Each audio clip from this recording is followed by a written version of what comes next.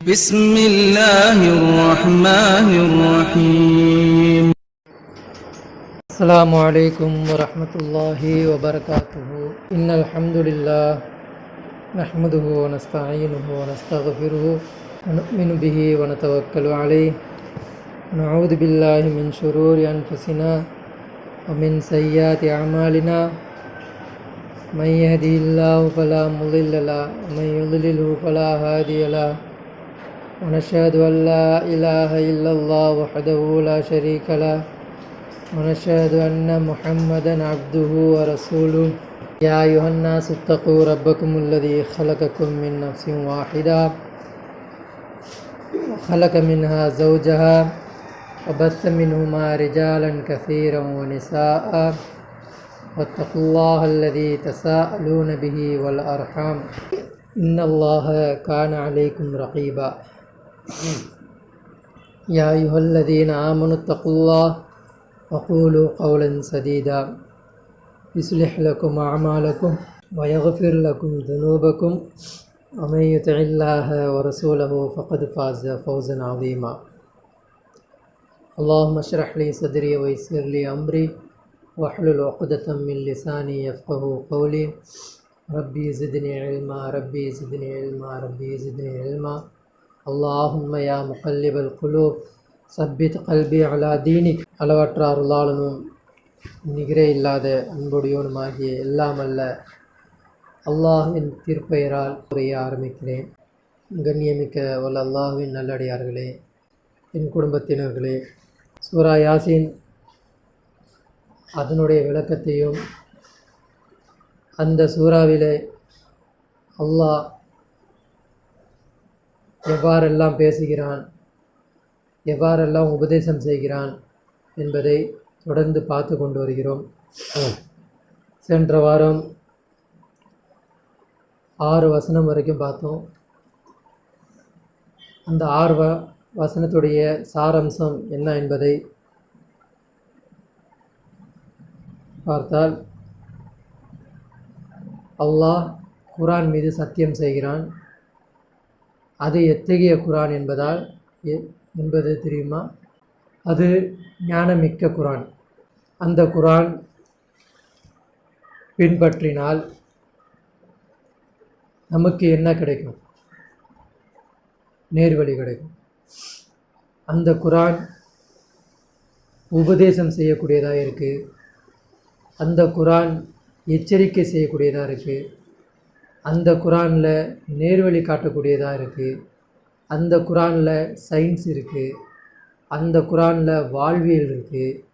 அந்த குர்ஆனில் நீங்கள் அறிவு பெறுவதற்கான ஒவ்வொரு சின்ன சின்ன சம்பவங்கள் இருக்குது. நல்ல உதாரணங்கள் இருக்குது. கெட்ட வழியில் போனால் எப்படி நீங்கள் கேடுகட்டு போயிடுவீங்க, நல்ல வழியில் வந்தீங்கன்னா நீங்கள் எப்படி இருக்கணும், இந்த உலகம் ஏன் படைக்கப்பட்டது, நீங்கள்லாம் ஏன் இந்த உலகத்திற்கு வந்திருக்கீங்க, இங்கே என்ன உங்களுக்கு நிகழ்ந்துக்கிட்டு இருக்குது, நீங்கள் எந்த எக்ஸாமில் இருக்கீங்க, எந்த சோதனையில் இருக்கிறீங்க, நீங்கள் யார், நீங்கள் சும்மா படைக்கப்படல, ஒரு வீணுக்காண்டி ஒரு விளையாட்டுக்காண்டி உங்களை சும்மா பொழுதுபோக்குக்காண்டி நீங்கள் உங்களை படைக்கப்படல, உங்களுடைய படைப்பு என்பது ஒரு நோக்கத்திற்காக வேண்டி படைக்கப்பட்டிருக்கீங்க என்பதெல்லாம் அல்லாஹ் என்ன பண்ணுறான், இந்த குர்ஆனில் வைக்கிறான். இந்த குர்ஆனு இந்த காலகட்டத்தில் மனிதர்கள் சிலபஸாக வச்சுருக்கணும். இந்த குர்ஆன்லேருந்து தான் என்ன பண்ணணும், சயின்ஸ் புத்தகத்தை ரெடி பண்ணணும். இந்த குர்ஆன்லேருந்து தான் மேக்ஸ் புத்தகத்தை ரெடி பண்ணணும். இந்த குர்ஆன்லேருந்து தான் சமூக அறிவியலை ரெடி பண்ணணும். இந்த குர்ஆன்லேருந்து தான் நீங்கள் மொழிகளை எல்லாத்தையும் நீங்கள் என்ன பண்ணணும், இந்த குர்ஆனை கொண்டு தான் ஆரம்பிக்கணும். ஆனால் இந்த காலகட்டத்தில் இருக்கக்கூடிய மனிதர்கள் அல்லாஹ்வுடைய அந்த உபதேசத்தை, அல்லாஹ்வுடைய அந்த சிலபஸை, அல்லாஹ்வுடைய அந்த வேதத்தை தூக்கி ஓரங்கட்டிட்டு மனிதர்களால் ஏற்படுத்தக்கூடிய அந்த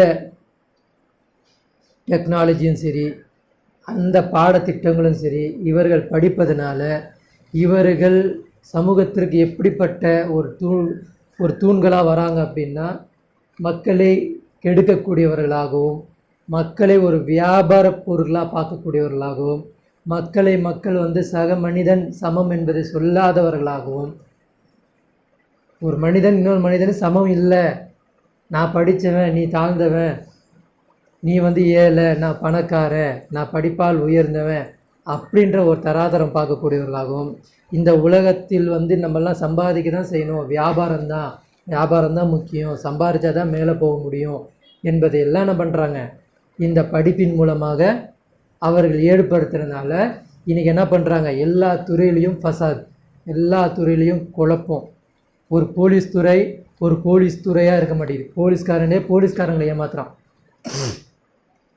போலீஸ்காரனே அவனுக்கு யார் எல்லா வகையிலையும் அடிபணிஞ்சு போகிறானோ அவனை தான் போலீஸ்காரனாக ஆக்குவேன். அதுலேயும் ஊழல், லஞ்சம், அதுலேயும் என்ன பண்ணுது, மோசடி, அதுலேயும் என்ன பண்ணுறாங்க, மனிதனாக பார்க்குறது இல்லை. அப்போ அவனுடைய காவல்துறைனா மக்களை காக்கணுன்ற ஒரு பண்பே அவன்கிட்ட இல்லாத ஒரு காவல்துறையை அவன் ரெடியாக வெளியே வரான். ஒரு டாக்டர்னால் மக்களுடைய நோய் நொடியிலேருந்து அவனை காக்கணும், அவனை அதிலிருந்து தற்காப்பு பெற வைக்கணும், அதிலிருந்து அவனுக்கு என்ன பண்ணணும், நல்ல உபதேசங்களை செய்யணும், நல்ல ஒழுக்கமாக இருக்கணுன்றதை அவன் சொல்லணும். எதை சாப்பிடணும், எதை சாப்பிடக்கூடாது, எது மருந்து, எது என்னது மருந்து இல்லை, எது விஷம், எது பாய்சன்றதை அவன் சொல்லணும். ஆனால் டாக்டர் எப்படி இருக்கிறான், அந்த விஷத்தன்மையை மக்களுக்கு என்ன பண்ணுறான், ஊட்டுறான்.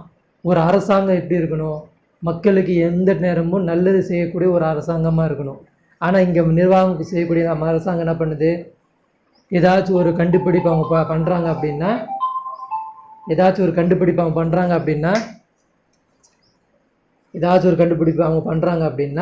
அந்த கண்டுபிடிப்பை என்ன பண்ணுறாங்க, ஏழை மாணவர்களை ஸ்கூலில் வச்சு என்ன பண்ணுறாங்க, டெஸ்ட் எடுக்கிறாங்க. இந்த மருந்து உண்மையாக அதற்கு தேவையான சக்தி கிடைக்குதா அப்படின்னு சொல்லிட்டு ஏழை மக்களை கூப்பிட்டு என்ன பண்ணுறாங்க, பர்மிஷனே கேட்காம அவன் வாயில் என்ன பண்ணுறாங்க, மாத்திரையை போட்டு விட்டுறாங்க.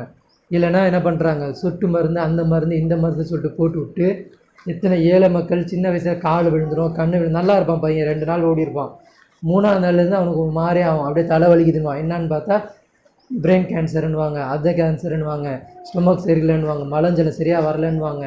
ஏதாச்சும் ஒன்று எங்கடா இதோடைய ஆரம்பம் எங்கடான்னு பார்த்தா இவங்க போட்ட இந்த சொட்டு மருந்துடைய தாக்கம் தான் அது மக்களுக்கு தெரியாமல் அவங்களே என்ன பண்ணுவாங்க, அந்த டாக்டர்கிட்ட போய் அவங்க அணுகுவாங்க. அப்போது அவங்களுக்கு தெரியும் இந்த மெடிசனால் தான் இப்படி ஆனா அப்படின்றது அவங்களுக்கு தெரியும். அவங்க என்ன பண்ணுவாங்க, அவனை காக்க முடிஞ்சால் பார்ப்பாங்க, முடியலையே என்ன பண்ணுவாங்க, அவ்வளோதான்ன்றது மாதிரி அவங்க குழந்தைய அவங்க கைட்டே கொடுத்துருவாங்க. ஆனால் பின்னாடி என்ன ஆகும், அந்த மருந்து என்ன பண்ணுவாங்க, இதுலேருந்து இதை கழிச்சிடுங்க, இதுலேருந்து இதை கூட்டுங்க, இதுலேருந்து இதை சரிப்படுத்துங்க, இதனால தான் அந்த குழந்தை இறந்து போச்சுன்றதை அங்கே சொல்லிடுவான். ஆனால் இங்கே அந்த குழந்தை இறந்து போனதுக்கு காரணம் இவங்க. இப்போது இவங்கெல்லாம் இந்த மாதிரி தவறு செய்யக்கூடியதுக்கு காரணமே என்ன அப்படின்னா, குரானை, வேதத்தை எப்படி பார்க்கல, சிலபஸாக எடுக்கலை. குரானில் இருக்கக்கூடிய உபதேசத்துடைய அந்த இறைவனாக பார்க்கல. இங்கே யாருக்கும் பயப்படுறதுக்கு உகந்தவர்களாக இல்லை. இது எல்லாம் தான் நம்ம என்ன பண்ணோம், போன வாரம் பார்த்தோம்.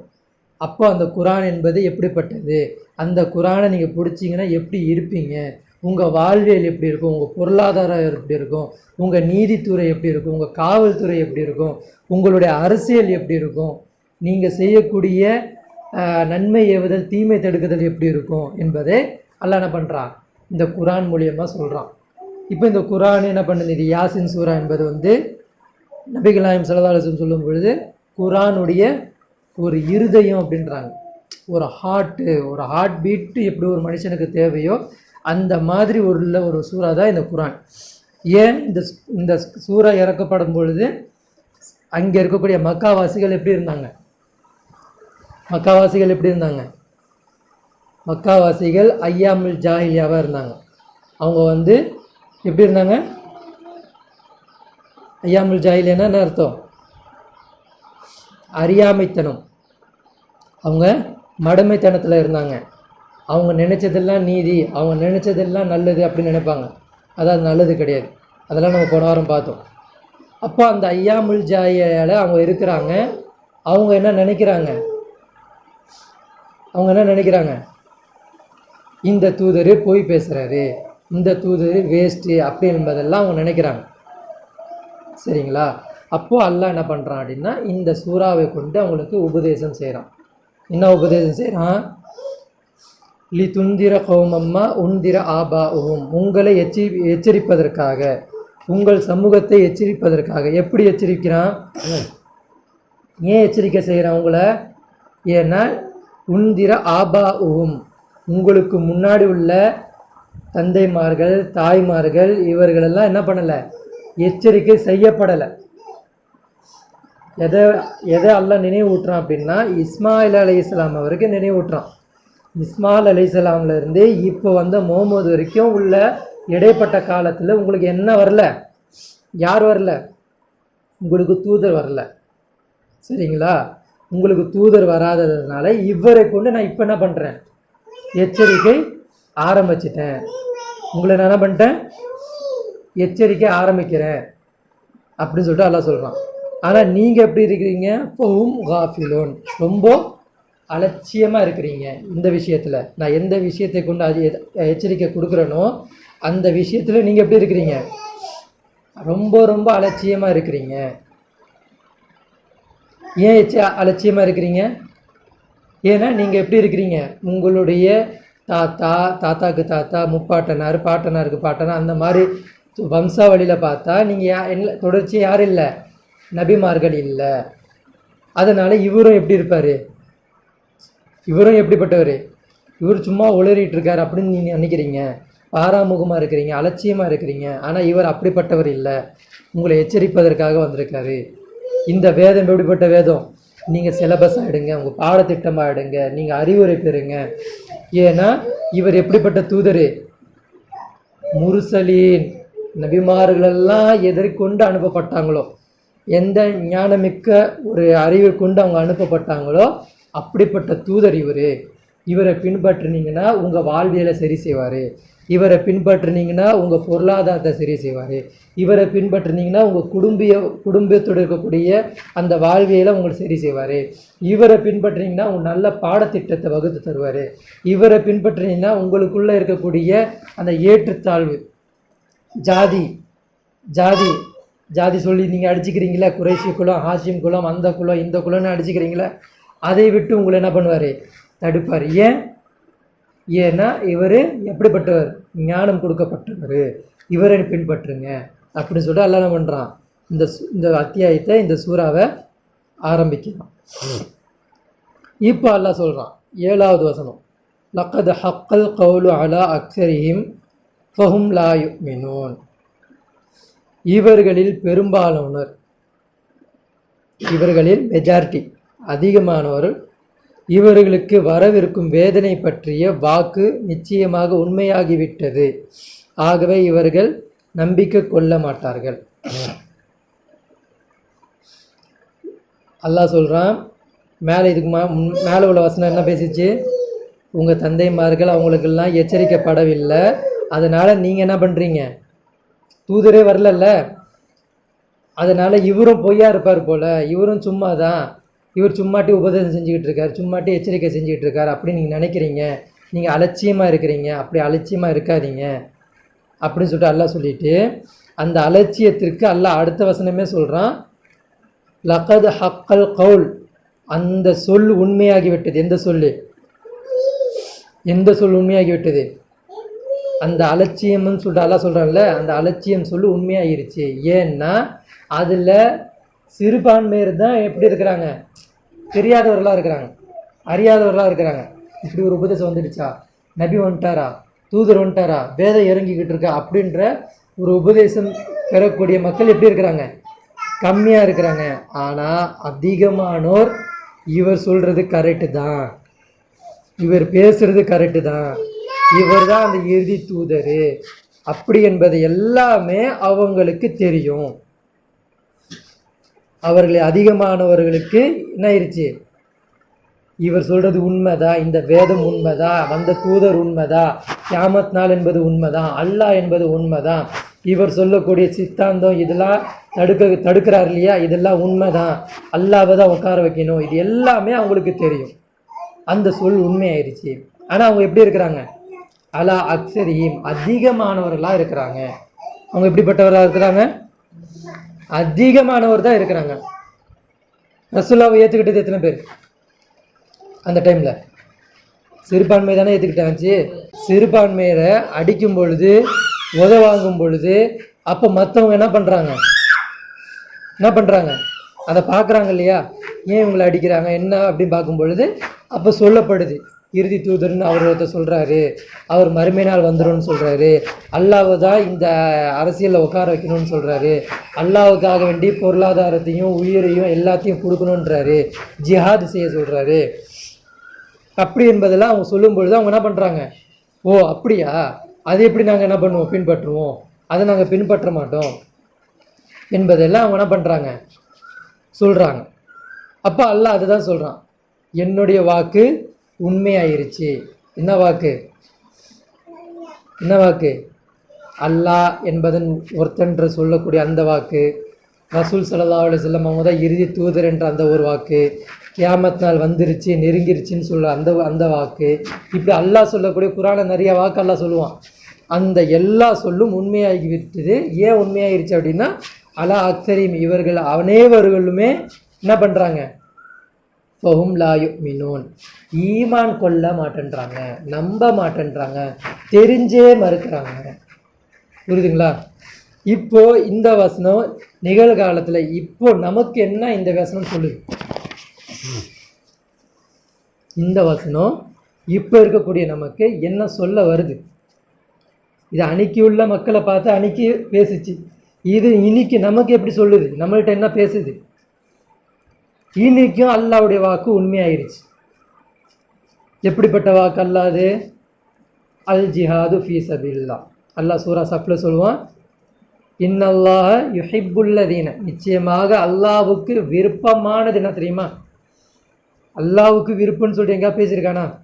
இன்னைக்கு இது செஞ்சாதான் விருப்பம் அப்படின்னு சொல்லிட்டு அல்லாஹ் சொன்ன ஒரே விஷயம் அது மட்டும்தான். சூரா சஃப்ல சொல்லுவான், இன்னல்லாஹ யுஹிப்புல்லதீன, அல்லாஹ்வுக்கு அதிகமாக விருப்பமானது எது?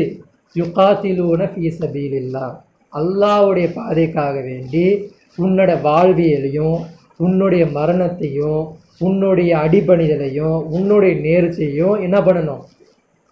ஜிஹாத் செய்யணும், குர்பானி கொடுக்கணும், விட்டு தரணும். இது நீங்கள் செய்கிற வரைக்கும், இது செய்தாதான் என்னது எனக்கு பிடிக்கும் அப்படின்னு சொல்லிட்டு அல்லாஹ் சொல்கிறான். புரியுதுங்களா? அப்போ அந்த அந்த 4 பண்பும் வாக்கு தானே. இந்த 4 பண்பு என்னது? அல்லாஹ்வுடைய வாக்கு தானே. யாருடைய வாக்கு அது? இப்ராஹிம் நபி சொன்ன வாக்கு. என்னுடைய வாழ்வியலையும் கொடுத்துருவேன், என் மரணத்தையும் கொடுத்துருவேன், என் நேர்ச்சியும் கொடுத்துருவேன், என்னுடைய அடிபணிதல் உனக்கே முற்றிலுமாக சமர்ப்பணமாக கொடுத்துருவேன்றது தான் இப்ராஹிம் நபியோட வாக்கு. புரியுதுங்களா?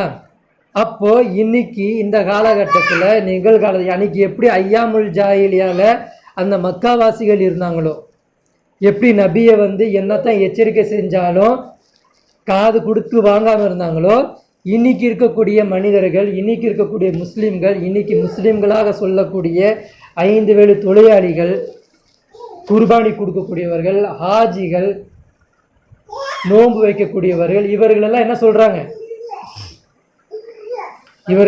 சொல்கிறாங்க? அல்லாஹ்வுடைய வாக்கை மேலோங்குவதற்கு வராங்களா? அல்லாஹ்வுடைய வாக்கு என்னது? ரப்பக ஃபகப்பிர், உன்னுடைய இறைவனை அதிகமாக பெருமைப்படுத்தணும். இங்கே அல்லாஹ் மிகப்பெரியவன்னு நம்ம பாங்கில சொல்கிறோம், தொழுகையில சொல்கிறோம். அல்லாஹ் மிகப்பெரியவனா இருக்கிறானா? அல்லாஹ் மிகப்பெரியவனா இல்லை. அப்போ அந்த மிகப்பெரியவனை எப்படி உண்டாக்கணும்? உன் சிலபஸில் அல்லாஹ் இருக்கானா? நீ பாடத்திட்டம் நகர்த்துறல, எத்தனை மாணவர்களுக்கு பாடத்தை சொல்லி கொடுக்குற, அந்த மாணவர்கள் அனைவரும் எதில் அல்லாஹ்வுடைய பாடத்திட்டத்தில் இருக்கிறாங்களா? முதல்ல அவன் ஏன் படைக்கப்பட்டான்னு தெரியுதா? ஒவ்வொரு மாணவர்களும் படிச்சுட்டு போகிறாங்க, படிப்பாளிகளாக ஆகுறாங்க, பட்டதாரியாக மாறுறாங்க, ஒவ்வொரு பொறுப்பில் உட்காடுறாங்க, சிஎம்ல போய் உட்காடுறான், அதே மாதிரி என்ன பண்ணுறான், எம்எல்ஏவாக போகிறான், அதே மாதிரி என்ன பண்ணுறான், பெரிய பொசிஷனில் போய் உட்காடுறான்.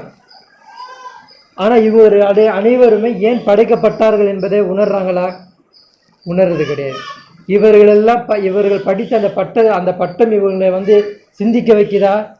சிந்திக்க வைக்கல. இவர்களெல்லாம் என்ன பண்ணுறாங்க? இவர்கள் எல்லாத்துடைய சிந்தனை எப்படி இருக்குது? எப்படிப்பட்ட ஒரு பொசிஷனில் உட்கார்ந்தாலும் எப்படி இருக்குது? யாராவது ஒருத்தனை எப்படியாவது ஏமாத்தணும். அவனுடைய சூழ்நிலையை, அவன் கஷ்டத்தை என்ன பண்ணணும், நமக்கு சாதகமாக மாற்றிக்கணும். இப்படி தான் இருக்கிறாங்க. அப்போ அல்லாஹ் என்ன சொல்கிறான், அந்த காலத்தில் உள்ள மக்கள், அந்த மக்கள் என்ன பண்ணாங்க, ரசூல் என்பது தெளிவாக தெரியும். முகமது நபி தான் அல்லாஹ்வுடைய திருத்தூதர் என்பது தெளிவாக தெரியும். குரான் எடுக்கப்படுறது இது மனித சொல் இல்லை என்பது தெளிவாக தெரியும். அதே மாதிரி குரானில் பேசப்படக்கூடிய ஒவ்வொரு செய்திகளும் அவர்களுக்கு தெளிவாக தெரியும். இது மனிதனாலோடு சிந்திக்க முடியாத ஒரு சொல்லு. அதுக்கு எப்படி பேசுது, கடந்த காலத்தை பற்றி பேசுது. எப்படி மூசா அலைஹிஸ்ஸலாம் காலத்தை பற்றி பேசுது, நூஹ் அலைஹிஸ்ஸலாம் காலத்தை பற்றி பேசுது, ஆதம் அலைஹிஸ்ஸலாம் காலத்தை பற்றி பேசுது. இது மனிதனால் சொல்ல முடியாத ஒரு விஷயத்தை இவர் சொல்கிறார். இது கண்டிப்பாக இறைவனுடைய வேதம் தான் என்பது அவங்களுக்கு நல்லா தெரியும். ஆனால் ஏன் இவங்க முகமது நபியை பின்பற்றலை, ஏன் இவங்க முகமது நபியை ஏற்றுக்கலை அப்படின்னா அவங்க என்ன பண்ணாங்க, அவங்க மனோ இச்சையை பின்பற்றினாங்க.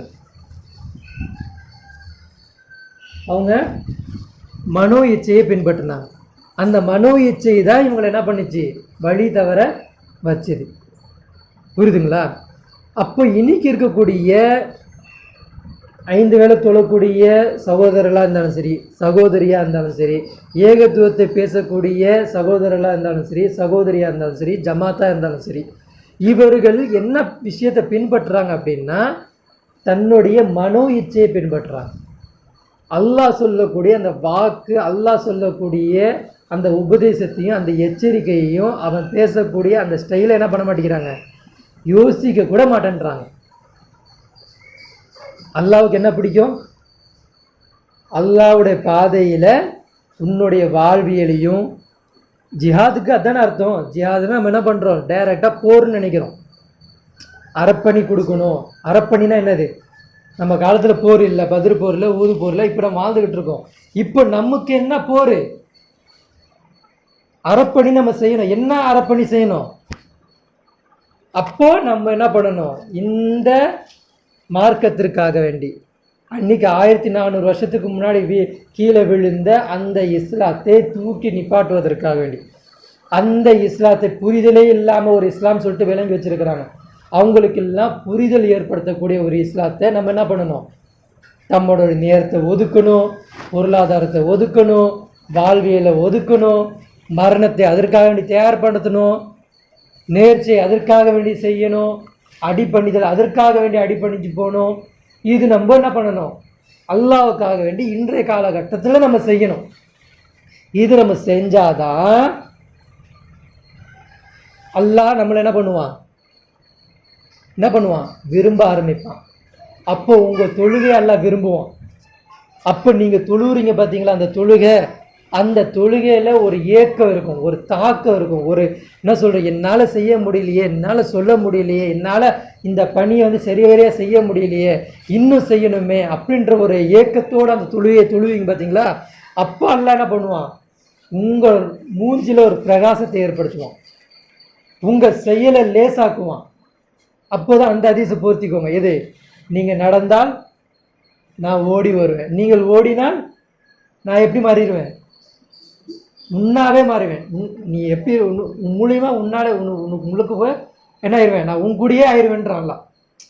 உன் சிந்தனை நான் சிந்திக்கிற மாதிரி இருக்கும், அல்லாஹ் சிந்திக்கிற மாதிரி இருக்கும். உன் செயல்பாடு அல்லாஹ் சொல்கிற செயல்பாடு மாதிரி இருக்கும். உன் யோசனை அல்லாஹ் சொல்கிற யோசனை மாதிரி இருக்கும். நீ சொல்லக்கூடிய பேச்சு அல்லாஹ் சொல்கிற பேச்சா இருக்கும். உமருடைய நாவலை யார் பேசுகிறா, அல்லாஹ் பேசுகிறான். ஏன் சொல்கிற, ஏன் அந்த உமரில் எல்லாம் என்ன பண்ணாங்க,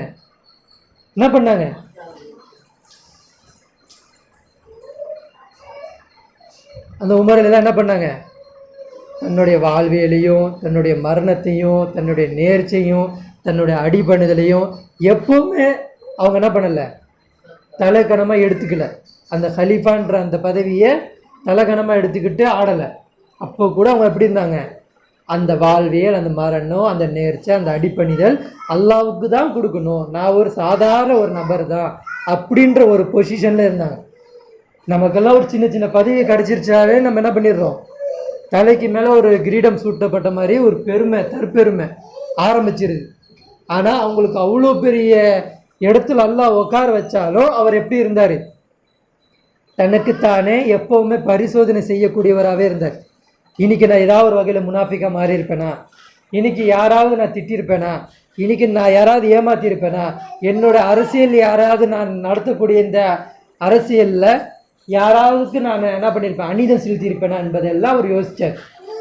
இப்படி யோசிச்சனால தானே அவரோட தொழுகை எப்படி இருக்கும்? இப்படி சிந்திக்கிறார் அப்படின்னா அவருடைய தொழுகை எப்படி இருக்கும்? எல்லாம் இந்த பணியில் இந்த பொசிஷனில் உட்கார வச்சிருக்க, நான் மக்களுக்கு நன்மையை தான் செய்யணும், நலவை தான் நாடணும், எனக்கு அதுக்கு உள்ள சக்தி எனக்கு கூட எல்லாம் தான் நான் கேட்டிருப்பேன். அப்போ அல்லாஹ் எப்படி இருப்பான்? அவர் நடந்தால் அல்லாஹ் ஓடி வருவான், அவர் ஓடி போனால் அல்லாஹ் எப்படி ஆவான்? அவராகவே மாறிடுவான். அப்போ அப்படி இடத்துல அவர் உட்காந்தார். அப்போ இன்னைக்கு இருக்கக்கூடிய முஸ்லீம்கள் 5 வேளை தொழுவுறாங்க, இன்னைக்கு இருக்கக்கூடிய முஸ்லீம்கள் 5 வேளை தொழுவுறாங்க, எல்லாம் பண்ணுறாங்க. ஆனால் அவங்க என்ன செய்யறதில்லை, இந்த வேதத்தை சிந்திக்கக்கூடியவர்களாக இல்லை. அந்த வேதத்தை என்ன பண்ண மாட்டேங்கிறாங்க, எச்சரிக்கை தரக்கூடிய அந்த வேதத்தை எடுக்கக்கூடியவர்களாக இல்லை. இன்னைக்கு இருக்கக்கூடிய முஸ்லீம்களுக்கு, பெரும்பாலுமான அந்த முஸ்லீம்களுக்கு தெரியும். என்ன தெரியும்? சுன்னத்து ஜமாத்துக்கு தெரியாதா? சுன்னத் ஜமாத்துக்கு தெரியாதா? இல்லை தௌஹீத் ஜமாத்துக்கு தெரியாதா? யாருக்கு தான் தெரியாது? அல்லாவை தான் கொண்டு வரணும், அல்லாவை தான் இங்கே அழகுபடுத்தணும், அல்லாவை தான் பெருமிதம் படுத்தணும், அல்லாவுக்கு தான் அல்லாஹ் அக்பர் சொல்லணும், அதற்காக வேண்டி தான் பாடுபடணும் என்பதெல்லாம் இன்னைக்கு இருக்கக்கூடிய சலஃபிமார்களுக்கு தெரியும், ஆலிம்களுக்கு தெரியும், எல்லாருக்குமே தெரியும். ஆனால் இவங்களெல்லாம் என்ன பண்ணுறாங்க? மனோ இச்சையை பின்பற்றுறாங்க. அல்லாஹ்வுடைய அந்த தீனை, முக்கம்மல் தீனை என்ன பண்ணல, இவங்க ஏற்படுத்துறதுக்கு மறுக்கிறாங்க. ஏன்? அந்த இங்கே இருக்கக்கூடிய மன்னர்களுக்கு இவங்க என்ன பண்ணுறாங்க? சஜிதா செய்கிறாங்க. இங்கே இருக்கக்கூடிய மன்னர்களுக்கு இவங்க சஜிதா செய்கிறாங்க. இங்கே இருக்கக்கூடிய மன்னர்களுக்கு அடிபணிஞ்சு போகிறாங்க. இங்கே இருக்கக்கூடிய மன்னருடைய பேச்சை கேட்குறாங்க. அதற்கு என்ன பண்ணுறாங்க? அந்த மன்னருக்கு ஏற்ற மாதிரி இவங்க குர்ஆன் வசனத்தை மாற்றுறாங்க, மாற்றி மாற்றி பேசுகிறாங்க, நழுவி பேசுகிறாங்க. யூசுப் அலைஹிஸ்ஸலாமும் மன்னர் தான், தாவூத் அலைஹிஸ்ஸலாமும் மன்னர் தான், யாரு துல்கர்னைனும் மன்னர் தான். அப்போ மன்னர் இஸ்லாத்தில் கூடும் அப்படின்னு சொல்லிட்டு என்ன பண்ணுறாங்க? இவங்க சொல்கிறாங்க. இவர்கள் சிந்திக்கக்கூடிய இவர்களெல்லாம் என்ன நினைக்க மாட்டேங்கிறாங்க? அல்லாவுக்கு முரணாக நாங்கள் பேசிக்கிட்டு இருக்கோமே அப்படி என்பதை இவங்க என்ன பண்ண மாட்டேங்கிறாங்க, விளங்கவே மாட்டேன்றாங்க. அல்லாவுக்கு எதிராக என்ன பண்ணுறாங்க? இவங்க பேசுகிறாங்க. இன்னைக்கு உள்ள வசனம், இன்னைக்கு இந்த வசனம் இப்படி பேசுது. அவர்களுக்கு அதிகமானோர் இன்னைக்கு எல்லா ஜமாத்தும் இருக்குது. என்ன இருக்குது? தமுமுக இருக்குது, டிஎன்டிஜே இருக்குது, என்டிஎஃப்னு ஒரு ஜமாத் இருக்குது, வாய்க்கு வந்த ஜமாத்தெல்லாம் நிறைய இருக்குது, சுன்னத் ஜமாத் இருக்குது, நிறைய ஜமாத் இருக்குது. ஆனால் இவர்களெல்லாம் பெரும்பாலும் இவங்களுக்கெல்லாம் அல்லான்னு தெரியாதா? மறுமை நாளில் யார் அதிபதியாக உட்காருவா, யார் மன்னனா உட்காருவா, மாலிக்கா யார் உட்காருவா தெரியாதா? அப்போ உலகத்தில் மட்டும் ஏன்டா மன்னனா அல்லாஹ் இல்லைன்றது இவங்களுக்கு தெரியாதா? தெளிவாக தெரியும். அப்போ அல்லாஹ் சொல்கிறான், லாயு மீனோன், இவங்க என்ன பண்ண மாட்டாங்க, ஒரு காலத்துலேயும் இவங்க நம்ப மாட்டாங்க. ஏன் நம்ப மாட்டாங்க அப்படின்னா, இதுக்கப்புறம் தான் அல்லாஹ் என்ன பண்ணுறான், அவர்களுடைய தன்மைகளை பேசுகிறான். அவர்களுடைய தன்மை எப்படித்தமா இருக்கும், அவங்க ஏன் ஒத்துக்க மாட்டேன்றான், அவன் ஏன் அடம் பிடிக்கிறான், அவன் ஏன் பிடிவாதமாக இருக்கிறான், அவனுக்கு ஏன் இந்த வசனம் விளங்க மாட்டேங்குது, காமிச்சாலும் புரிய மாட்டேங்குது, படித்து தெளிவாக சொன்னாலும் புரிய மாட்டேங்குது, படம் எடுத்து காமிச்சாலும் புரிய மாட்டேங்குது, என்ன செஞ்சாலும் புரிய மாட்டேங்குது. ஏன் அப்படி என்பதை அல்லாஹ் பின்னாடி சொல்கிறான். ஏன்னா நான் அவனை அப்படியே ஆக்கிட்டேன். அல்லாஹ் சொல்கிறான் பாருங்க, இன்னா ஜஅல்னா ஃபி அஅனாகிஹிம் அகலாலன் ஃபஹிய இலல் அதுகானி ஃபஹும் முக்மஹூன், நிச்சயமாக நாம் அவர்களுடைய கழுத்துகளில் என்ன பண்ணிட்டோம், அந்த விலங்கு இருக்குது, அந்த இதை போடுவாங்க, சங்கிலி இருக்குல்ல, போலீஸ் ஸ்டேஷனில் போடுவாங்களே, என்ன போடுவாங்க, அதுக்கு பேர் என்னது, விலங்கு தானே. அந்த விலங்கை நம்ம என்ன பண்ணிட்டோம், கழுத்தில் மாட்டிட்டோம் அப்படின்றான். அதாவது பொசிஷன் எப்படின்னா, இப்படி தானே விலங்கு போடுவாங்க, கைதி எப்படி போடுவாங்க, 2 கையில் போடுவாங்க. எப்படி போடுவாங்க? 2 கையில் போடுவாங்க. ஆனால் அல்லாஹ் விலங்கை கையில் போட்டு அதை எதில் மாட்டிட்டானா? தன் கழுத்தில் மாட்டிட்டான். இப்படி மாட்டிட்டான். எப்படி மாட்டி வச்சிருக்கான்? கழுத்தை தூக்குற மாதிரி மாட்டி வச்சுட்டான். புரியுதுங்களா? 2 கையில் விலங்க மாட்டி அதை எடுத்து வந்து எங்கே சொருகிட்டான்? தன் தாடை இருக்குல்ல, தாடிக்கு கீழே இருக்குல்ல கழுத்து, அந்த கழுத்தை வந்து மேலே தூக்குன மாதிரி அல்லாஹ் என்ன பண்ணிட்டான்? மாட்டிட்டான். கழுத்துகளில் அரிக்கண்டங்களை போட்டிருக்கின்றோம். அதாவது அந்த விலங்கு என்ன பண்ணியிருக்கோம்? நம்ம கழுத்தில் போட்டுட்டோம். அவை கீழ்த்தாடைகள் வரை இருக்கின்றன. என்ன இருக்குது? அது எங்கே வரைக்கும் இருக்குது? கீழ்த்தாடை இங்கே வரைக்கும் என்ன பண்ணிட்டான்? அல்லாஹ் போட்டு மாட்டி வச்சுட்டான். இவன் எப்படி குரானை பார்ப்பான்? இவன் எப்படி நேர்வழியை பார்ப்பான்? அவன் சிந்தனையும் அவன் யோசனையும் அவன் எல்லாத்தையும் அல்லாஹ் என்ன பண்ணிட்டான்? நீ எப்போவுமே நேர்வழியே பார்க்கக்கூடாது, நீ எப்போவுமே சிந்திக்கக்கூடாது. ஏன்? இந்த வேதத்துடைய உபதேசத்தையும் இந்த வேதத்தை சிலபஸாக எடுக்கணும், இந்த வேதத்தில் இருந்தால் பாடத்தை எடுக்கணும், இந்த வேதத்தில் இருந்தால் ஒரு உம்மத்தை திருத்த முடியும் என்பதையெல்லாம் நீ என்ன பண்ணலை? வைக்கல. இப்படி தானே? இந்த வேதத்தை சிலபஸாக வைக்கணும்னா நீ என்ன பண்ணணும்? சும்மா கொண்டு போய் இப்போ பாட புஸ்தகத்தில் வச்சா முடிஞ்சிடுமா? நீ எங்கே சரி செய்யணும்? அரசியலை சரி செஞ்சால் தானே உன்னால் பாடத்திட்டத்தில் வைக்க முடியும். அரசியலை சரி செஞ்சால் தானே நீ எல்லா துறையிலையும் உன்னால் நடத்த முடியும். காவல்துறையிலேருந்து, டாக்டர்லேருந்து, நீதித்துறையிலேருந்து, ஒரு வக்கீல்லேருந்து, ஒரு ஹைகோர்ட்லேருந்து, ஒரு தண்டனை தரக்கூடிய ஒரு இதுலேருந்து, ஜெயிலேருந்து, எல்லா துறையும் அரசியல் இயங்குதுலேருந்து எல்லாத்துலேயும் என்ன பண்ண முடியும்? குரானை வச்சா தானே அதை கரெக்டாக சரிப்படுத்த முடியும். அப்போ குரான் இல்லை இங்கே அப்படின்னா, குரானே நீ வைக்கல அப்படின்னா, அப்போ நீ எப்படி இப்போ சரி செய்ய முடியும்? அப்போ நீ யாரு? நீ ஒரு காலத்திலேயோ என்ன ஆக மாட்ட? மும்மின் பெற மாட்ட. நான் உனக்கு என்ன பண்ணிட்டேன் அப்படின்னா, இந்த உலகத்திலேயே குரானை நீ படிப்ப, குரானை பார்ப்ப, எல்லாம் பண்ணுவ. ஆனால் உனக்கு என்ன பண்ணாது? உன் சிந்தனை வேலை செய்யாது. ஏன்? ஏன்னா இந்த உலகத்திலே உன்னை என்ன பண்ணிட்டேன்? கையில் விலங்கு போட்டு கழுத்தில் மாட்டி கழுத்தை மேலே போக்க பார்க்க வச்சிட்டேன். ஆகவே அவர்கள் குனிய முடியாதவாறு தலை நிமிர்த்தப்பட்டவர்களாக இருக்கின்றனர். எப்படி இருக்கிறாங்க? நிமிர்ந்து கீழே பார்க்காதவர்களாக மேலே பார்த்த மாதிரி ஆயிட்டான். அதனால அவனுக்கு என்ன தெரியல? இந்த உலகத்தில் நடக்கக்கூடிய அநீதி அவனுக்கு தெரியல, நீதினா என்னன்னு தெரியல, அறியாமைனா என்னன்னு தெரியல, ஒதுக்கப்படுதல்னா என்னன்னு தெரியல, சட்ட ஒழுங்குகள்னா என்னன்னு தெரியல. இன்னைக்கு இருக்கக்கூடிய எந்த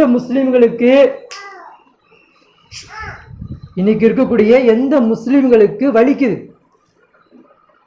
லூத் அலைஹிஸ்ஸலாம் காலத்தில் ஆணும் ஒரு எச்சரிக்கை தான் செஞ்சாங்க. திருமணம் முடிச்சிக்கல. என்ன பண்ணலை? திருமணம் பண்ணலை.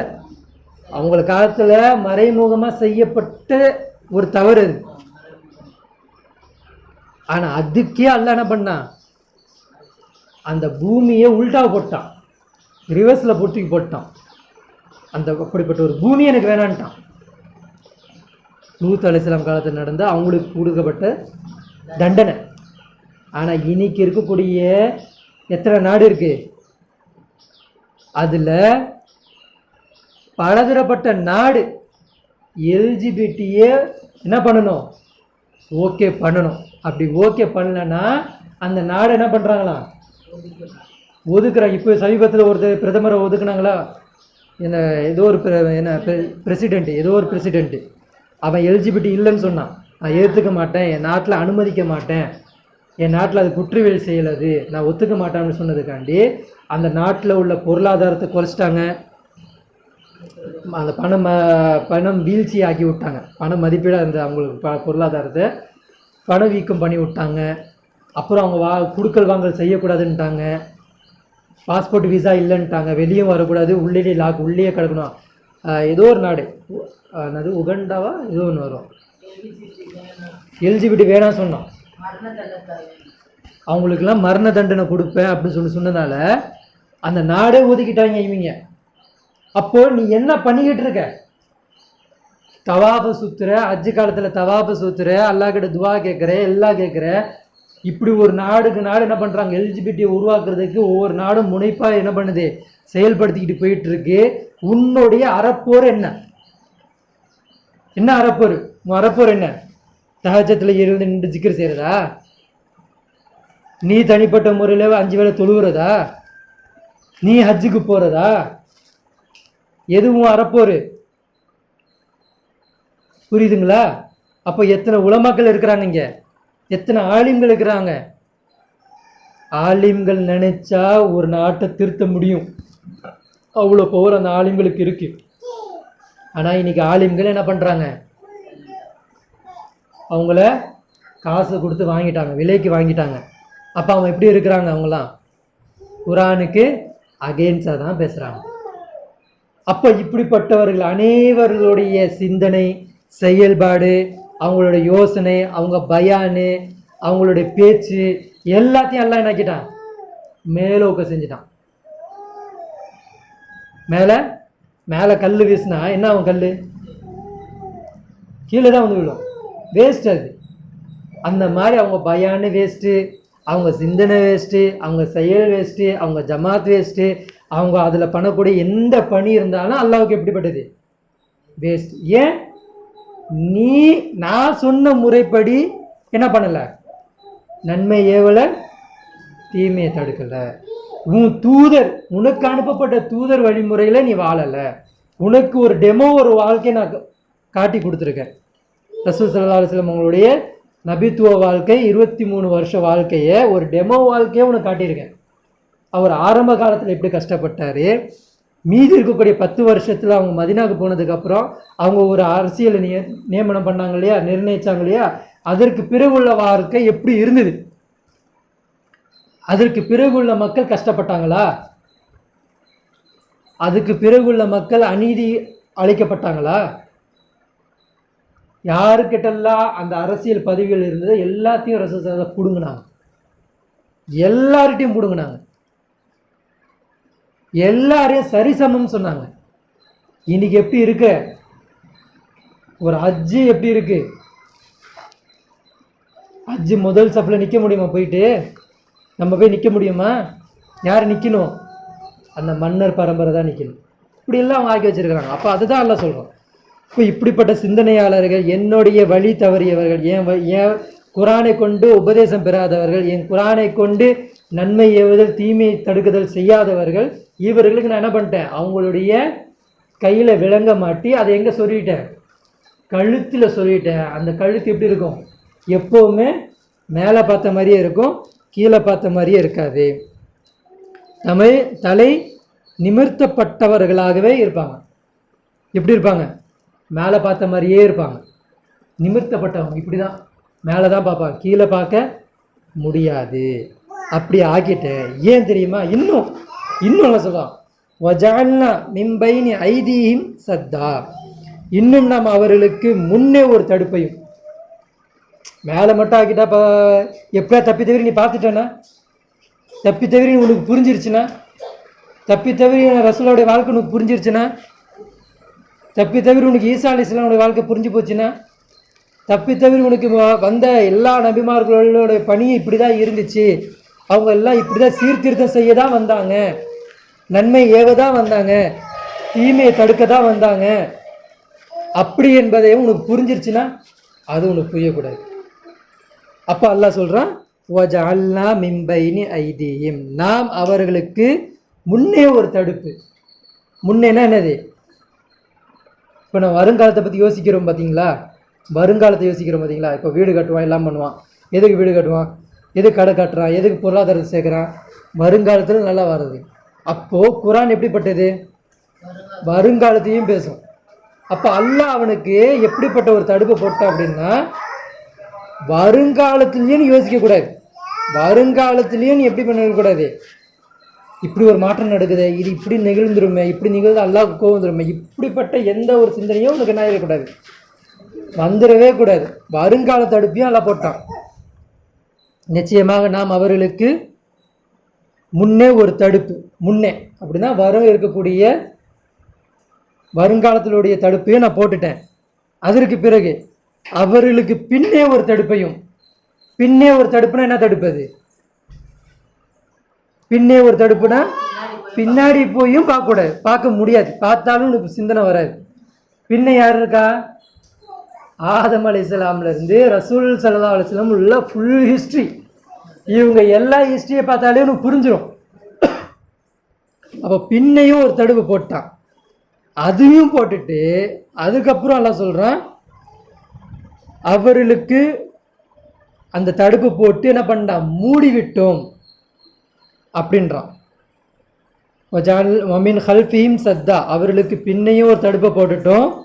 ஃபஅக்ஷைனாஹும், அவர்களுக்கு நம்ம என்ன பண்ணிட்டோம், அந்த தடுப்பு போட்டு மூடிட்டோம். என்ன பண்ணிட்டோம், கழுத்தை மேலே நோக்க பார்க்க வச்சுட்டு தலையை வந்து கீழே பார்க்காதவாறு மேலே ஆக்கி விட்டு, மேலே பார்த்தாவது வானம் இருக்குது வல்லா இருக்குது அப்படின்னு கூட சிந்திக்காத அளவுக்கு அல்ல என்ன பண்ணிட்டான், மேலேயும் ஒரு தடுப்பு போட்டான். சரியா? மேலே என்ன பண்ணான், தடுப்பு போட்டான். முன்னாடி ஒரு தடுப்பு, பின்னாடி ஒரு தடுப்பு, எல்லாத்தையும் போட்டான். அதுக்கப்புறம் சொல்கிறான், அவர்கள் பார்க்கவே கூடாது. கண்டிஷன் என்ன? பார்க்கக்கூடாதுன்னா சிந்திக்கவே கூடாது.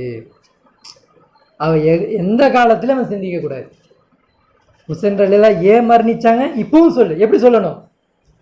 ஆசைப்பட்டு தான் போனாங்க, வேணும்னு தான் போனாங்க, வேணும்னு தான் போய் செத்தாங்க, பதவிக்கு ஆசைப்பட்டு தான் போய் செத்தான், அப்படி தானே சொல்கிறாங்க. அப்போ உனக்கு எல்லாம் எப்படி இருக்கு? அல்ல எப்படி போட்டான் விலங்கு, எப்படி போட்டான், நாலா பக்கம் விலங்கு, தலை மேலேயே பார்க்கணும், நீ கீழே பார்த்துடவே கூடாது. உனக்கு முன்னாடி ஒரு தடுப்பு, முன்னாடினா என்ன தடுப்பது, வருங்காலத்தில் என்ன தவறு நடந்தாலும் உனக்கு என்ன சொர்ணையே இருக்காது. அல்லாவுக்கு இப்படி பிடிக்காது, அல்லாவுக்கு இது பண்ண பிடிக்காது, இந்த உலகம் இப்படி மாறி போயிட்டுருக்கு, இப்படிலாம் தவறு நடந்துக்கிட்டு இருக்குன்றதை நீ என்ன பண்ண மாட்ட, உன் பயானில் கொண்டே வர மாட்டேன். உன் பயான் எப்படி இருக்கும், சுன்னத் தொழுதால் என்ன நன்மை தெரியுமா, ஃபஜருக்கு முன் சுன்னத் என்ன நன்மை தெரியுமா, தஹஜ்ஜத் தொழுதால் என்ன நன்மை தெரியுமா, அர் ரஹ்மான் சொன்னால் எப்படிப்பட்ட நன்மை கிடைக்கும் தெரியுமா, இப்படியே நீ உருண்டுக்கிட்டு இருப்ப. எப்படி இருப்ப, இப்படியே சுத்துவ. உனக்கு முன்னாடி போட்ட தடுப்புனால இங்கே நடக்கக்கூடிய எப்படிப்பட்ட அநீதி நடந்தாலும், எப்படிப்பட்ட பாமை போட்டு ஒவ்வொரு ஊரை கொன்னாலும், யாரை போட்டு பட்னியாக போட்டு அடித்தாலும், எத்தனையோ முஸ்லீம்களை கொண்டு போய் சிறைச்சாலையில் போட்டு அடைச்சாலும் பண்ணாங்கள்ல, இப்போவும் பண்ணிக்கிட்டு தானே இருக்கிறாங்க. பாலஸ்தீனத்தில் அந்த எங்கள் ஆப்கானிஸ்தான் இங்கெல்லாம் பண்ணிக்கிட்டு தானே இருக்கிறாங்க. இப்போ இங்கெல்லாம் நடந்தாலும் உன்னுடைய பயான் இப்படி இருக்கும், சொர்க்கத்திற்கு போகக்கூடிய வாசல்கள். சொர்க்கத்திற்கு எப்படி போகணும் தெரியுமா, நீங்கள் தொழுதா போயிடலாம், நீங்கள் ஜக்காத்தை கொடுத்தா போயிடலாம், நீங்கள் ஹஜ்ஜு செஞ்சா போயிடலாம், நீங்கள் நோன்பு வச்சா போயிடலாம். அல்லாவுக்கு எந்த ஒரு இணை துணை, இணை துணை எங்கே இருக்குது, உன் நோன்பு உன் தொழுகளெல்லாம் இணை இல்லை, உன் வாழ்வியலில் இணை இருக்குது, நீ நடத்தக்கூடிய அரசியலில் இணை இருக்குது, நீ சொல்லக்கூடிய பாடத்திட்டங்களில் இணை இருக்குது. அந்த பாடத்திட்டம் என்ன பேசுது, குரங்குலேருந்து மனுஷன் வந்தான்றது. அந்த பாடத்திட்டம் என்ன சொல்லுது, உலகம் எல்லாமே தானா செட் ஆயிருச்சு, தானா உடஞ்சி செட் ஆயிருச்சு. அப்போ அந்த பாடத்திட்டம் என்ன சொல்லுது, அதில் இணை இருக்கு, உன்னுடைய நீதித்துறையில் இணை இருக்கு, நீ அணுகக்கூடிய வாழ்வியல் அந்த கடை வியாபாரத்துக்கு போறல்ல, அந்த வியாபாரத்தில் இணை இருக்கு. வியாபாரத்தில் எப்படி இணை இருக்கு, அந்த காசு ரசூல் ஸல்லல்லாஹு அலைஹி வஸல்லம் காலத்தில் அதற்கு முன்னால் உள்ள எப்படிப்பட்ட மன்னர்களாக இருந்தாலும் அப்படி அவங்க காலத்துல எல்லாம் ஒரு பொருளாதாரத்தை அவங்க நிர்ணயம் செய்கிறாங்க அப்படின்னா அந்த பொருளாதாரத்துக்கு அசல் மதிப்பு வச்சுருந்தாங்க. தங்கத்துக்கு எப்போவுமே மதிப்பு இழக்கப்படாது. எப்போவுமே வெள்ளி செல்லாதுன்னு சொல்ல முடியுமா, இன்னிலேருந்து வெள்ளி செல்லாது சொல்ல முடியுமா, ஈலிருந்து செம்பு செல்லாது சொல்ல முடியுமா, இனியிலிருந்து அலுமினியம் செல்லாது சொல்ல முடியுமா. இது எல்லாத்துக்கும் செம்புக்கும் சரி, இரும்புக்கும் சரி, தங்கத்துக்கும் சரி, வெள்ளிக்கும் சரி, இதுக்கு எப்போவுமே என்ன ஆகாது, மதிப்பு இழைக்கப்படவே படாது, எப்படிப்பட்ட பிரதமர் மாறினாலும் சரி. அப்போ நீ எப்படி வச்சிருக்கிற உன் பொருளாதாரம் ஒன்றுத்துக்கும் யூஸ் பண்ணாத. ஒரு நியூஸ் பேப்பர் கூட ஒரு வருஷம் பழைய பேப்பர் கொண்டு போய் காலங்கடலை போட்டால் கூட வாங்கிடுவான், பைட்டு போட்டு வாங்குவான், அதுக்கு கூட ஒரு மதிப்பு இருக்குது. ஆனால் நீ பயன்படுத்தக்கூடிய அந்த காசு இருக்குது பார்த்தீங்களா, அந்த காசு, அந்த பணம், அந்த ரூபாத்தாள் ஒன்றுத்துக்கு கூட மதிப்பில்லாத ஒரு செயல். அதில் இணை இருக்கு. அப்போ நீ எதை பற்றி நீ பேசுகிற? வணக்கத்தில் இணை வைக்காதீங்க, தொழுகையில் இணை வைக்காதீங்க, அல்லாவோட கூட்டு சேராதீங்கன்ற. ஆனால் நீ நடத்தக்கூடிய உன்னுடைய வாழ்வியல்லையும் பொருளாதாரத்திலையும் சமூகத்திலையும் நீ அணுகக்கூடிய எல்லா துறையிலையும் இணை இருக்கு. எதில் இல்லை? தொழுகையிலையும் நோம்புலையும் ஜக்காத்துலேயும் அதில் தான். ஆனால் அதுலேயும் ஆழமாக போனால் ஒன்று இருக்கு, அதுலேயும் வச்சிருக்கிற. அது இந்த டாபிக் இல்லை. இங்கே ஹஜ்ஜிலையும் என்ன பண்ணுற இணை இருக்கு. எப்படி இணை இருக்குன்றதெல்லாம் பேச, அது இங்கே வேணாம். ஆனால் மேல்மட்டமாக சொல்கிறேன், வணக்கம் வணக்கம்னு எடுத்துகிட்டு போகிறோம் பார்த்தீங்களா, அதில் இணை இல்லைன்னு நீ நினைக்கிற. ஆனால் வாழ்வே எல்லா துறையிலையும் இருக்கு. அல்லாஹ் பார்க்க மாட்டானா? அப்பா அல்லாஹ் என்ன பண்ணுறான்? வேணும்னு நீ என்னுடைய ஒரு டெமோ காமிச்ச அந்த வாழ்க்கை உனக்கு புரியாதனால நான் என்ன பண்ணுறேன்? அபூஜஹலுக்கு ரசூல் ஸல்லல்லாஹு நேராக பார்த்தே புரியலையேங்க. அப்போ அவனுக்கு அல்லாஹ் எப்படிப்பட்ட கடிவாளம் போட்டான், எப்படிப்பட்ட விலங்கு போட்டான்? கடைசி வரைக்குமே தன் மனோ இச்சை பின்பற்றக்கூடியவனாவே போயிட்டான். ரசூல் ஸல்லல்லாஹு நேராக பார்த்தான்.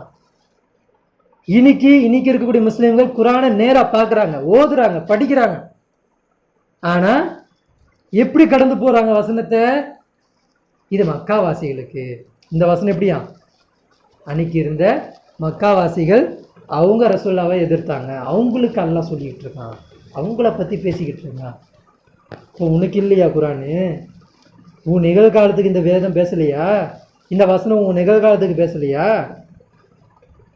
அப்போ இப்படி கடந்து போகிறாங்க. புரியுதுங்களா? இப்போ அவனுக்கு இந்த வசனம் எனக்கு எப்படி எடுத்துக்கணும், எனக்கு எப்படி பேசுகிறான்றதை அவங்க எடுத்துக்காதனால அல்லாஹ் என்ன பண்ணுறான்? அவங்க கழுத்தில் விலங்க மாட்டி தலையை மேலே பார்த்த மாதிரி நிமிர்த்த மாதிரி நிற்க வச்சுட்டு அவங்களுக்கு முன்னாடி ஒரு என்ன பண்ணுறான்? ஒரு திரை போடுறான், பின்னாடி ஒரு திரை போடுறான். முன்னாடியும் பின்னாடினா என்ன தெரியாது, ஃப்யூச்சரையும் அவனால் சரியாக கணிக்க முடியாது, பேக் ஹிஸ்ட்ரியும் அவனால் என்ன பண்ண முடியாது, சரியாக கணிக்க முடியாதவாறு அவனை நல்லா பண்ண பண்ணிட்டான். சூழ்ந்து மேலே திரை போட்டான், மூடிட்டான், ஃபுல் நைக்கிட்டான், ஃபுல் கவர் பண்ணிட்டான். அதுக்கப்புறம் எல்லாம் பண்ணுறான், இப்போவும் லா யுபுசிரூன் அப்படின்றான். அவங்க பார்க்கவே மாட்டாங்க, பார்க்கவே முடியாது அப்படின்றான். அப்படின்னா என்னது? யுபுசிரூன் சிந்தனை. அவங்க சிந்தனையே எல்லாம் என்ன பண்ணிட்டான்? மழுங்கடிச்சிட்டான், முடிச்சிட்டான், சோழியை முடிச்சிட்டான். அப்போ அவங்க என்ன பண்ணிட்டாங்க? முடிஞ்சிருச்சு. அப்போ அல்லாஹ் அவங்கள பற்றி பேசுகிறான். வசவா உன் அலைஹிம் அந்தர்த்தவும், அவர்களுக்கு இங்கே எவ்வளோ தான் எச்சரிக்கை செய்தாலும் சமமே.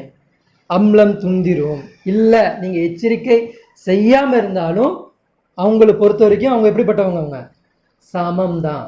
எச்சரிக்கை செய்தாலும் சமம்தான், எச்சரிக்கை செய்யாமல் விட்டாலும் எப்படி இருப்பாங்க? அவங்க சமம்தான். ஏன்? லா யுமினூன், அவங்க ஒரு காலத்திலே என்ன பண்ண மாட்டாங்க? ஈமான் கொள்ள மாட்டாங்க. ஈமான் என்னது? அந்த 6 விஷயங்கள். புரியுதுங்களா? அந்த 6 மட்டும் இல்லை, நிறைய இருக்குது. ஆனால் அதிகமான அந்த 6 விஷயம் அதை அவங்க என்ன பண்ண மாட்டாங்க? நம்ப மாட்டாங்க. அதுக்கப்புறம் அல்லாஹ் சொல்கிறான், இன்னமா துந்திரு மணித்தபா திக்ர வஹஷியர் ரஹ்மான பில் கைப் வபஷிர்ஹு பிமக்ஃபிரத்தின் வஜ்ரின் கரீம். நீர் அச்சமூட்டி எச்சரிக்கை செய்வதெல்லாம் உபதேசத்தை பின்பற்றி யார் மறைவாகவும் அளவற்ற அருளாளனுக்கு அஞ்சுகிறார்களோ அவரைத்தான். யாருக்கு உபதேசம் போய் சேருது? யாருக்கு உபதேசம் போய் சேருது? நபியே, நீ எச்சரிக்கை செய்வதெல்லாம் உன்னுடைய உபதேசத்தை யார் எடுத்துக்கிறாங்க அப்படின்னா, யார் ரஹ்மானுக்கு பயந்து, யார் ரஹ்மானுக்கு பயந்து மறைவானதை கொண்டு என்ன பண்ணுறாங்க? என்ன மறைவானது? பில் கைப் அப்படின்னா அல்லாஹ் சொல்கிறான், மறைவாகவும் அளவற்ற அருளானனுக்கு அஞ்சுகிறார்களோ. மறைவானதுன்னு என்னது? மறைவான நம்பிக்கை. விதி மறைவான நம்பிக்கை, மலக்கு மறைவான நம்பிக்கை, வேதம் மறைவான நம்பிக்கை, அல்லாஹ் மறைவான நம்பிக்கை, அல்லாஹ்வுடைய ஆற்றல் மறைவான நம்பிக்கை, அல்லாஹ்வுடைய குதிரத்து மறைவான நம்பிக்கை, நபிமார்கள் மறைவான நம்பிக்கை. இவங்களெல்லாம் யார் ஏற்றுக்கிறாங்களோ, இந்த மறைவானதை யார் ஏற்றுக்கிறாங்களோ, யார் உண்மையில் அல்லாஹ்வுக்கு பயந்து உபதேசம் கேட்குறாங்களோ அவங்களுக்கு தான் அல்லாஹ் என்ன பண்ணுறான், ஃபபஷிருஹு, அவங்களுக்கு நீங்கள் என்ன பண்ணுங்கள், சுபச்செய்தி சொல்லுங்கள். பிமகுஃபிரத்தின், எதுக்கு சுபச்செய்தியா, பிமகுஃபிரத்தின், அவங்களுடைய பாவத்தை அல்லாஹ் என்ன பண்ணுவான், மன்னிக்கிறான். மேலும் அஜ்ரின் கரீம், மகத்தான கூலி, அதிகமான கூலியை அல்லாஹ் என்ன பண்ண போகிறான், அவங்களுக்கு தரான். புரியுதுங்களா?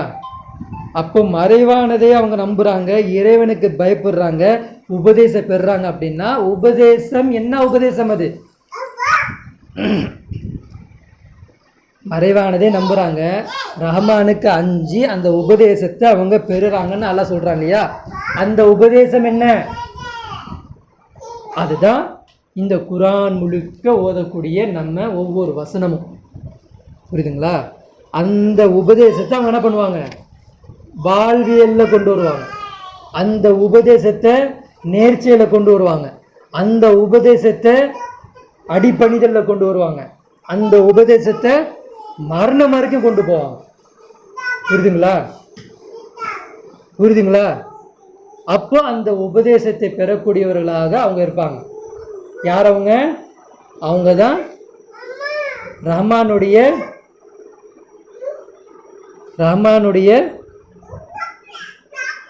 ரஹ்மானுக்கு பயந்து மறைவானதே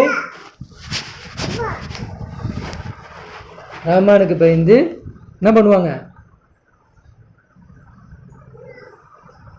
அல்லாஹ்வுடைய உபதேசத்தை அவங்க என்ன பண்ணுவாங்க, பெறுவாங்க.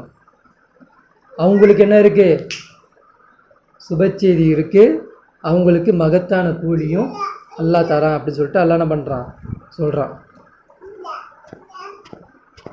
இன்னைக்கு அல்ஹம்துலில்லாஹ் ஒரு 5 வசனத்தை பார்த்துருக்குறோம். எதற்கு படிச்சிருக்கோம் அப்படின்னா 11 வசனத்தை படிச்சிருக்கிறோம். இன்ஷா அல்லாஹ் மீது வரக்கூடிய காலகட்டத்தில் அல்லாஹ் இந்த யாசின் சூறாவில் என்ன மாதிரி உதாரணம் சொல்கிறான், என்ன மாதிரி படிப்பினை பேசுகிறான், என்ன மாதிரி சயின்ஸை பேசுகிறான், எதற்கு இந்த சூறாவை இறக்கியிருக்கிறான், எதற்கு இந்த வேதம் கொடுக்கப்பட்டிருக்கு என்பதையெல்லாம் இனி வரக்கூடிய காலங்களில் அல்லாஹ் என்ன பண்ணுவான், நமக்கு உபதேசம் செய்வான். இந்த குரானை, இந்த தப்சீரை படிப்பதற்கு ஒரே நோக்கம் எதுக்கு அப்படின்னா, நாம் நம்மளுடைய பயானை என்ன பண்ணக்கூடாது, சுயமாக பேசக்கூடாது. அதுவே ஒரு ஷிர்க்கு தான்.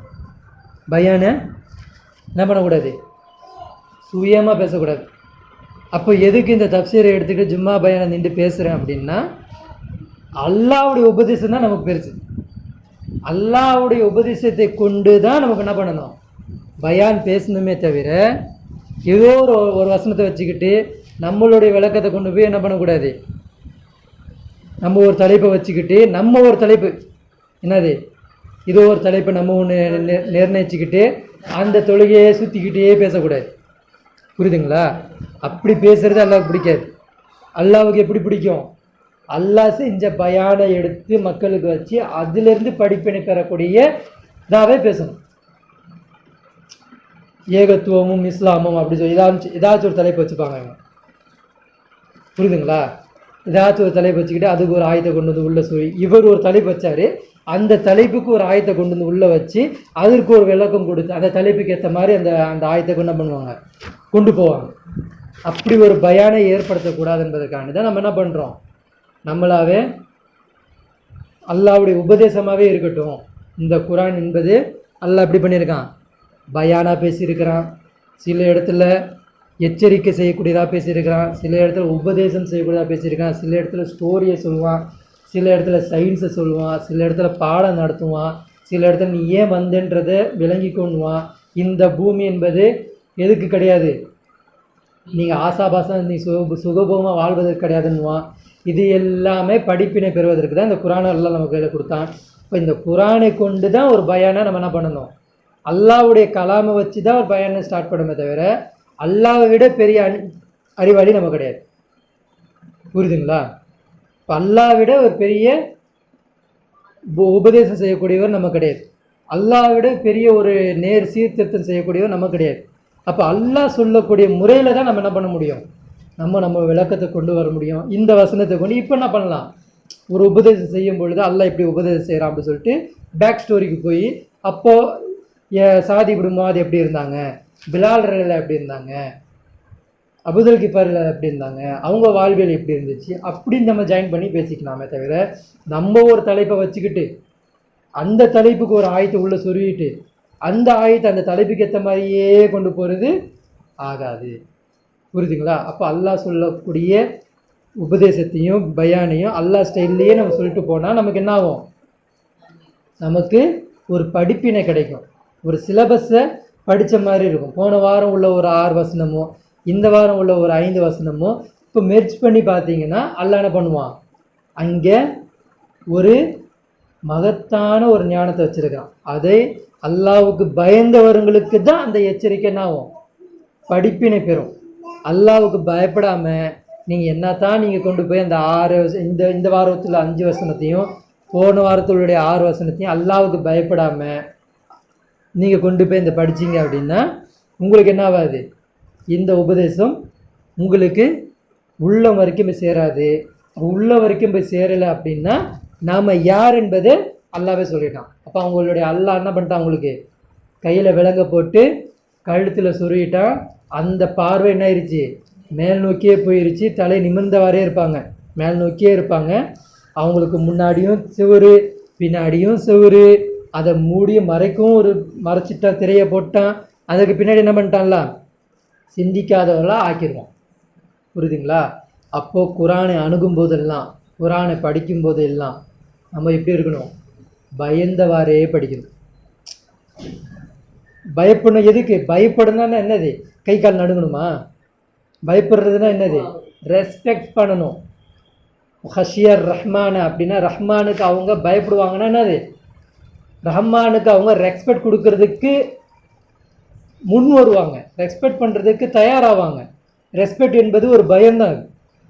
என் அல்லாவுக்கு நான் எப்படி நிற்க போகிறேன், அல்லாவுக்கு நான் எப்படி சமர்ப்பணம் பண்ண போகிறேன், அல்லாவை நான் எப்படி சந்தோஷப்படுத்த போகிறேன், அல்லாவுக்கிட்ட நான் எப்படி நல்ல பேர் வாங்க போகிறேன் அப்படின்ற ஒரு பயம். அதுதான் ரெஸ்பெக்ட். அதை மரியாதை கலந்த ஒரு ரெஸ்பெக்ட். அது நம்ம பயம்னா என்ன நினச்சிக்கிறோம், கை கால் நடுங்க மாட்டேங்குது, கண்ணு உதற மாட்டேங்குது, ரத்தம் வர மாட்டேங்குது, தூக்கம் வர மாட்டேங்குது, நான் இது அப்படி இல்லை. ரெஸ்பெக்டாக பண்ணணும். எந்த ஒரு காரியம் செஞ்சாலும் முழு மனதோட இஹ்லாசத்தோடு செய்யணும். அது ரெஸ்பெக்ட். அதை தான் அல்லாஹ் எதிர்பார்க்குறான். அப்படிப்பட்ட நல்மக்களாக அல்லாஹ் உங்களையும் என்னையும் ஆக்கி அறிவு புரிவான சொல்லி இந்த உரையை முடித்துக்கொள்கிறேன். வாஹிர் தாவானா அல்ஹம்துலில்லாஹி ரப்பில் ஆலமீன்.